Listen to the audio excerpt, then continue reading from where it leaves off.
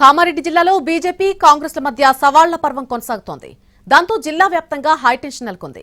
ఇవాళ కలెక్టర్ వద్దకు BJP MLA Ramanareddy వెళ్లబోతున్నారు. తనపై చేసిన ఆరోపణలకు సాక్ష్యాలతో రావాలని కాంగ్రెస్ నేతలకు మరోసారి సవాల్ చేశారు ఎమ్మెల్యే. దాంతో కాంగ్రెస్ నేతలు సవాల్ స్వీకరించారు. సాక్ష్యాలతో కలెక్టర్ దగ్గరకు వచ్చేందుకు కాంగ్రెస్ నేతలు కూడా సిద్దమయ్యారు.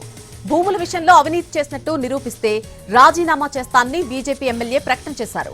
రాజీనామాకు సిద్దం కావాలంటున్నారు కాంగ్రెస్ నేతలు. ప్రభుత్వ డిగ్రీ కాలేజ్ భూములపై స్పష్టత ఇవ్వాలని అధికారులకు బీజేపీ డిమాండ్ చేస్తోంది. ఇరు వర్గాల సవాళ్లతో పోలీసులు అలర్ట్ అయ్యారు. ఇరు పార్టీల నేతలను కలెక్టర్ కార్యాలయానికి వెళ్లనిస్తారా లేదా అన్న దానిపై ప్రస్తుతం ఉత్కంఠ నెలకొంది.